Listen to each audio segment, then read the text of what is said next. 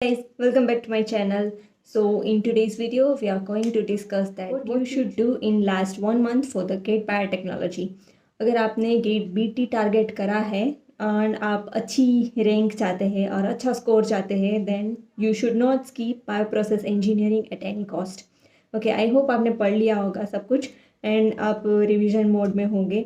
और अगर आपने नहीं भी पढ़ा है and just you are targeting then do not skip this topic. Okay, मेरे यूट्यूब के चैनल पे ही आपको गेट पीटी का इम्पोर्टेंट टॉपिक्स का लिस्ट मिल जाएगा. एटलीस्ट उसको तो अच्छे से कर लेना, ठीक है.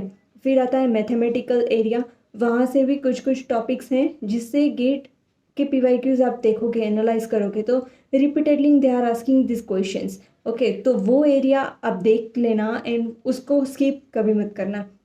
जैसे बायो प्रोसेस में भी एंड मैथमेटिकल इंजीनियरिंग में भी हो गया कि मैट्राइसिस, इस टॉपिक से हर साल क्वेश्चन आना है और वो मैंने अपनी यूट्यूब पे पढ़ाया है. अगर आपको कहीं और नहीं मिलता है देन आप यहाँ से पढ़ सकते हो. ओके, एंड PYQs कर लेना, न्यूमेरिकल्स प्रैक्टिस ज़रूर करना और IDT मत छोड़ना. बाकी जो इम्पोर्टेंट टॉपिक्स हैं मैंने ऑलरेडी दिए हैं, try to cover that and revise it. Score boost कर सकता है, आपको अच्छी रैंक दिलाएगा. वो है प्रोसेस का portion, general aptitude. Do not skip it.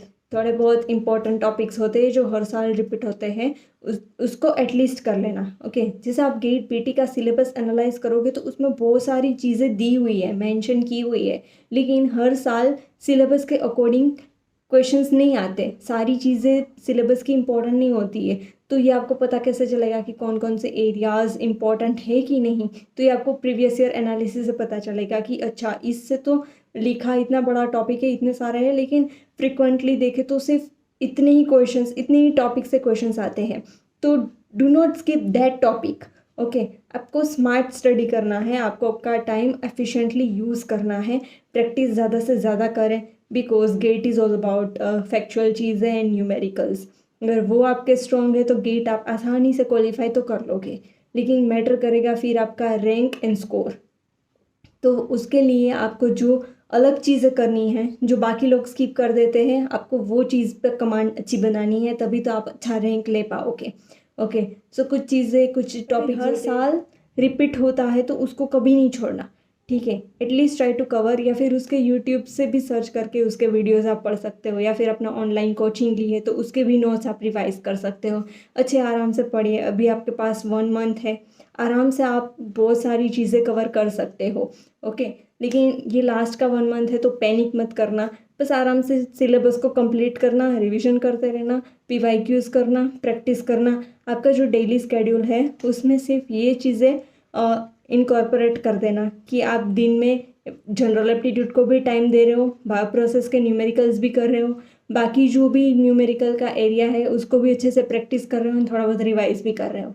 बस आपको अगर कंसेप्ट समझ में आ गया है एंड आपको ये पता है कि ये टॉपिक में मेरी कमांड अच्छी है, तो फिर आपको उस चीज़ों को रिवाइज करने की ज़रूरत नहीं है. वो आप एंड में भी रिवाइज कर सकते हो. अगर आपको लग रहा है कि मुझे ये और टॉपिक में पढ़ लूँ, ये मैं इसमें अच्छा परफॉर्म कर सकती हूँ या कर सकता हूँ, तो आप वो टारगेट कर लेना, वो कर लेना, ठीक है. जहाँ से जो मिले, अगर इम्पोर्टेंट लगता है कि ये भी एग्ज़ाम में आ सकता है तो उसको ऐसे फोकस करके कर लेना, ठीक है. ऐसा कुछ मतलब कंपल्सन नहीं होता, या फिर ऐसा कुछ फिक्स नहीं होता कि हम अब लास्ट मंथ है तो नया टॉपिक पढ़े कि नहीं पढ़े, और सिर्फ पुराना ही रिवाइज करें या फिर क्या क्या करें. ये आपके ऊपर डिपेंड करता है कि अगर आपको पुराना भी याद है एंड नया भी आप कर सकते हो तो वो कर लो. आपके पास अभी भी टाइम है. अगर आपने कुछ नहीं करा है और आप चाहते हो कि इससे मेरे मार्क्स बूस्ट हो सकते हैं, तो do not wait for anything, then you can just simply go with it. Okay, so मेरा मानना यही रहेगा कि PYQs करना, मॉक टेस्ट देना, जितना हो सके उतना ज़्यादा प्रैक्टिस करना, एंड फैक्चुअल चीज़ें जो सुपरफिशियल चीज़ें होती है वो आप गूगल करके भी, या फिर आपके पास नोट्स है तो उसको भी रिवाइज कर सकते हैं. Target as many as things you can. Okay, last का 1 मंथ है, यही डिसाइड करेगा कि आप गेट के उस पार होगे या इस पार. यही गेट है जो आपका गेट खोलेगा. ओके, एंड आप मन चाहे IITs या फिर आईसर में जा सकते हो, अच्छे इंस्टीट्यूट से PhD कर सकते हो, या फिर MTech कर सकते हो. Wish you all the luck from my and and happy learning. I hope ये वीडियो आपको हेल्प करा होगा. Will see you in my next video. Happy learning.